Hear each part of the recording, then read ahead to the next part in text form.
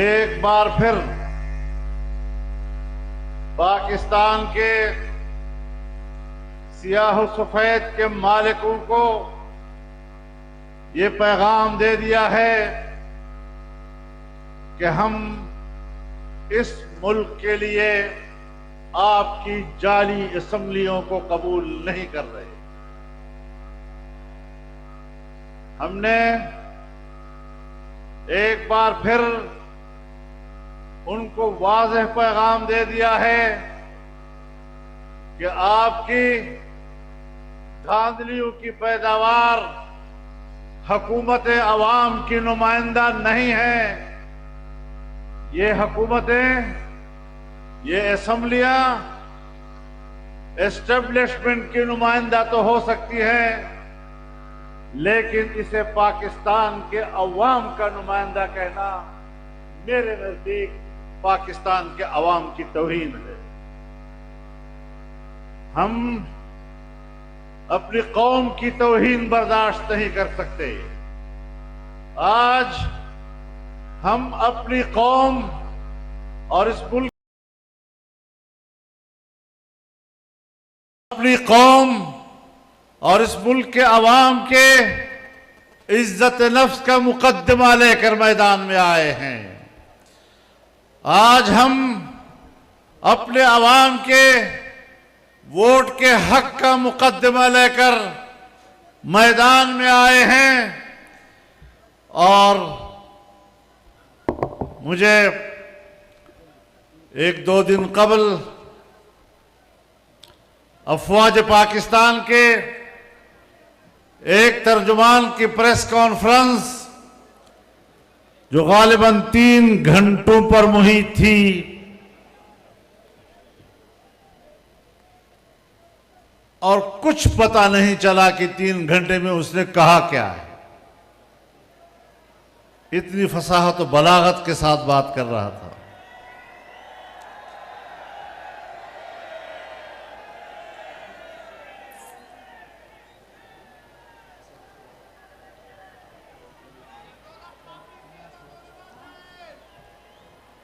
वो बज़ाहिर तो तासुर दे रहा था कि वो ये बातें किसी और के खिलाफ कर रहा है, लेकिन जो भी बात करता था कोशिश करता था कि वो मेरी बातों का जवाब दे।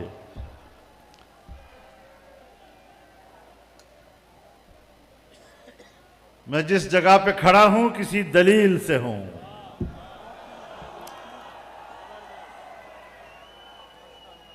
मैं यूं ही दस्तो गरेबान नहीं जमाने से।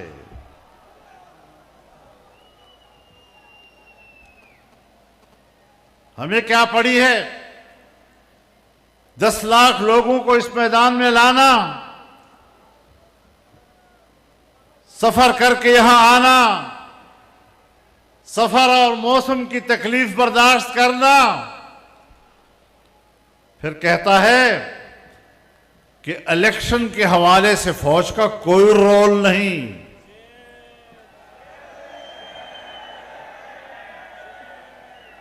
मैं भी आपको बताना चाहता हूं, मैं भी बताना चाहता हूं कि आईन में,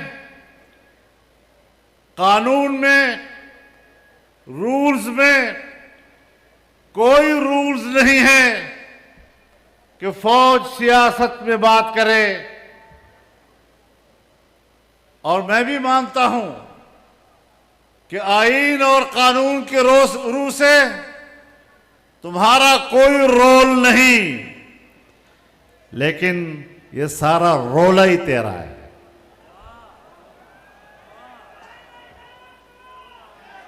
ये रोला तेरा है।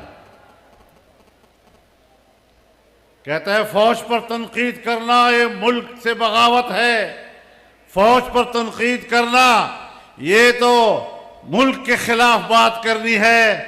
हां, मैं भी जानता हूं कि फौज मेरी रियासत की मुहाफिज है, लेकिन जब आप आईनी आर्टिकल के मुताबिक हल्फ उठाते हो फौज में शामिल होने के वक्त कि मेरा सियासत से कोई ताल्लुक नहीं होगा, मैं सियासत में कोई हिस्सा नहीं लूंगा, फिर जिस वक्त तुम सियासत में हिस्सा लेते हो तो फिर तुम उस वक्त पाकिस्तान के फौजी नहीं रहते, इसलिए मैं तुम पर तनकीद करता हूं।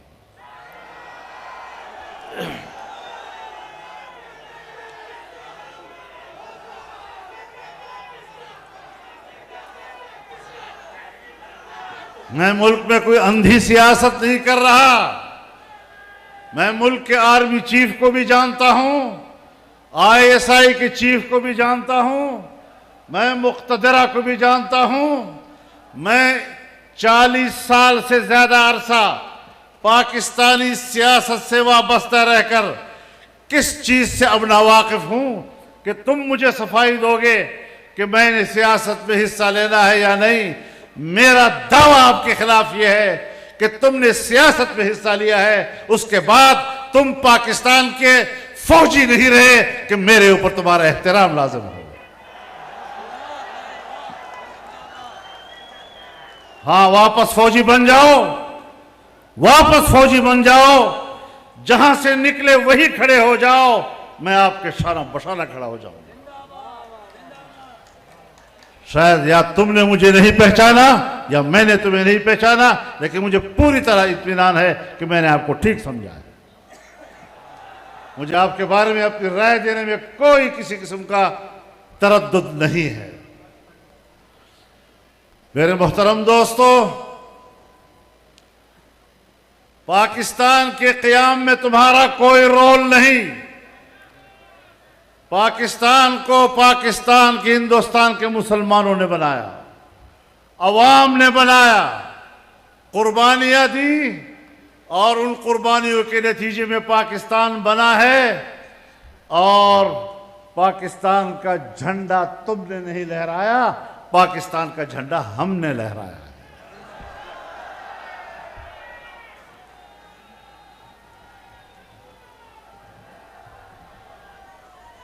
पाकिस्तान जब बना है तो तुम्हारा किरदार पाकिस्तान को तोड़ने में है, पाकिस्तान को बनाने में नहीं है। सन 1971 में 90,000 से ज्यादा फौजी एक हिंदू के सामने सरनगू हुए। तुम्हारे किरदार ने हमारी नाक काटी थी।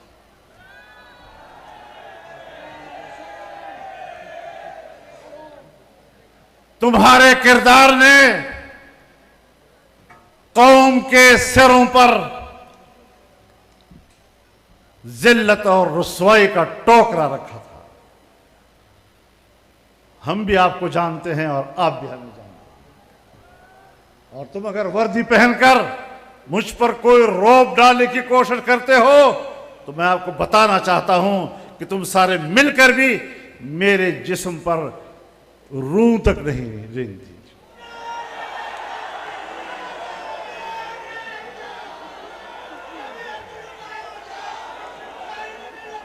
मामलात को ठीक करो। हम इसलिए आए हैं कि आपको बताएं कि मामलात को ठीक करो, सियासत से दस्तबरदार हो जाओ, अपने पोजीशन पर वापस चले जाओ। और मैं ये भी आज आपकी ताईद से कहना चाहता हूं, आपकी ताईद से कहना चाहता हूं कि आपको कबायली इलाकों से निकलना होगा। ऑपरेशनों के नाम पर हमें अपनी खैरख्वाहियां मत दिखाओ। तुमने 2010 से ऑपरेशन शुरू किए, आज 2024 है, 14-15 साल हो गए। हमें अमन देने के नाम पर कबाइल को तबाह बर्बाद कर दिया, कबाइलों की इज्जतों को तबाह बर्बाद कर दिया, कबाइल के शमले तुमने गिरा दिए, कबाइल की पगड़ियां तुमने उछाल दी।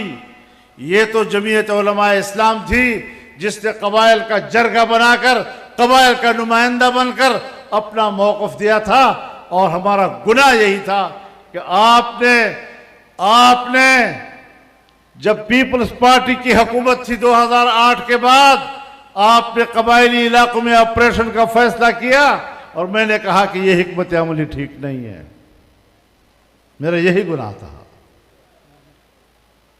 और अगर मेरी राय गलत थी तो फिर आज तक दहशतगर्दी खत्म क्यों नहीं हुई? फिर आज तक दहशतगर्द क्यों मौजूद हैं? तुमने अफगानिस्तान की सरहद पे बाड़ लगाया। खुद बाजवा साहब ने मुझे कहा कि अब हमने बाड़ लगा दिया है, कोई शख्स न उधर जा सकेगा न इधर आ सकेगा।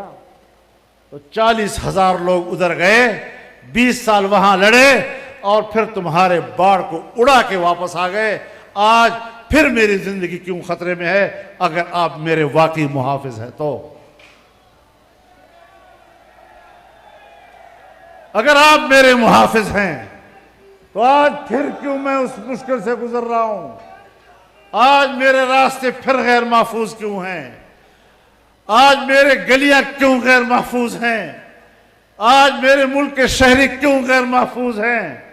तो इसका माना यह है कि हमने आपके ऑपरेशन के हवाले से जो उस वक्त तहफ़्फ़ुज़ात दिए थे वो ठीक थे, और आपने जो हमें अमन व अमान का इत्मीनान दिलाया था, तुम अपने दावों में गलत साबित हुए हो। मेरे मोहतरम दोस्तों, जब मियां नवाज शरीफ साहब की हुकूमत थी तो आपने फाटा इंजमाम का फैसला किया। मैंने हर फोरम पर दलाइल दिए, मैंने पार्लियामेंट में दलाइल दिए, मैंने तुम्हारे साथ मखसूस मीटिंगों में दलाइल दिए कि तुम इंजमाम का फैसला करना गलत कर रहे हो, ये इस वक्त सही नहीं है, आपको मुश्किलात पेश होंगी, अफगानिस्तान के साथ मामलात बनेंगे। लेकिन हमारी बात नहीं मानी गई और हमारा गुनाह यही था कि हमने एक ऐसी बात आपसे कही जिसको आपने हमारे साथ मीटिंगों में तस्लीम किया, और फिर जब आप मान गए मेरे साथ 4 पॉइंट्स पर इत्तेफाक कर लिया तुम लोगों ने, तो फिर क्यों मेरे पास पाकिस्तान के अंदर ड्यूटी देने वाला एक अमरीकी अफसर मेरे घर खुद क्यों आया? फिर वो मुझे क्यों पूछता है कि आप क्यों मुखालफत कर रहे हैं? फिर वो मुझे क्यों कहता है कि आपको इंतजाम करना पड़ेगा? अब मैं ये फैसला आपका मानूं या तुम्हारे अकाउंट का मानूं? मेरा गुनाह यह था कि मैंने फैसले से इख्तिलाफ राय किया था और मैंने आपसे कहा था कि जो कुछ तुम कर रहे हो वो गलत कर रहे हो। आज जाओ, आप खैबर पख्तूनख्वा के लोग बेहतर तौर पर फाटा के हालात का जायजा ले सकते हैं। आप बताएं कि फाटा की सूरत हाल अब क्या है?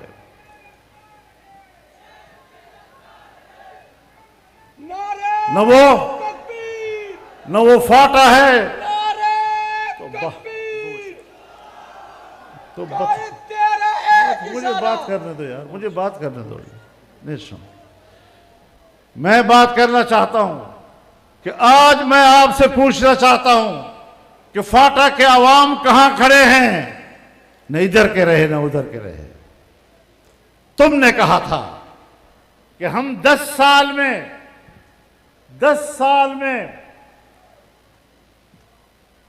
1000 अरब रुपया उनको देंगे और हर साल 100 अरब उनको देंगे, उनको तरक्की देने के लिए, उनको सेटल के लोगों के बराबर लाने के लिए। आज 8 साल गुजर गए हैं उसके, और आज तक तुम 100 अरब भी पूरे नहीं कर सके हो उनके, चजाए कि आप 900 अरब मजीद उनको देंगे। क्यों धोखा किया आपने? क्यों बाहर का इशारा कबूल किया अपने मुल्क के अंदर? क्यों अपनी खुद मुख्तारी को बेचा? तो मेरी राय पाकिस्तान के खुद मुख्तारी के लिए थी, कबाइल के अवाम के लिए थी।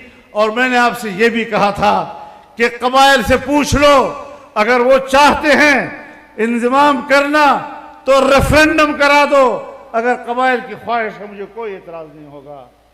आज आपके इस तारीखी इज्तिमा के सामने फिर मैं एक दफा कहता हूं कि अगर उस वक्त रेफरेंडम नहीं था, अब तो उन्होंने मजा चख लिया होगा, अब तो 8 साल के बाद वो मुतमईन होंगे। आज रेफरेंडम करा दो, कबाइली अवाम अपनी पोजीशन पर वापस जाना चाहते हैं या तुम्हारे इंतजाम को कबूल करते हैं। आज चैलेंज करता हूं तुम्हें, कौम से पूछो।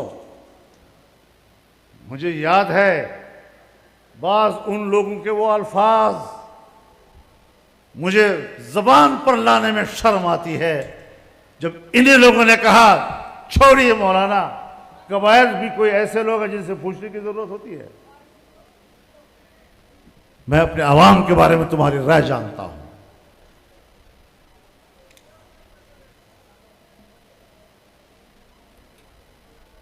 तो अब आप बताएं कि क्या हमारी राय गलत थी?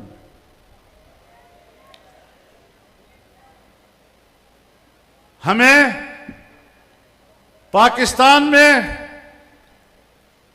मेगा प्रोजेक्ट्स चाहिए थे, किसके इशारे पर तुमने मेगा प्रोजेक्ट्स रुकवाए? मैंने आपसे यह कहा था कि रेकोडेक जो बलोचों की मिल्कियत है उस पर कानून साजी जायज नहीं कि आप 18वीं तरमीम की मुखालफत करके आप रेकोडेक को बैनुल-अक़वामी कंपनियों के हवाले करें, उसके मफादात को आप बेचें और बलोच लोगों को और बलूचिस्तान के लोगों को आप महरूम करें। मैंने तो यही जुर्म किया था कि अपने कौम के पश्तूनों और बलोचों के हक की बात की थी, और तुमने फैसला कर लिया कि ये शख्स हर मरहले पर हमारे फैसलों में रुकावट बनता है। मेरे फैसले भी तारीख पे लिखे जा रहे हैं, मेरी राय भी तारीख के औराक पे रकम हो रही है, तुम्हारे फैसले भी तारीख के औराक पे हो रहे हैं। तारीख फैसला करेगी कि तुमने कौम से गद्दारी की थी, तुमने कौम को बेचा था, उसके मफाद को बेचा था, और तारीख लिखेगी कि इस शख्स ने अपने कौम और अपने बच्चों के हुकूक की हिफाजत के लिए आवाज उठाई थी।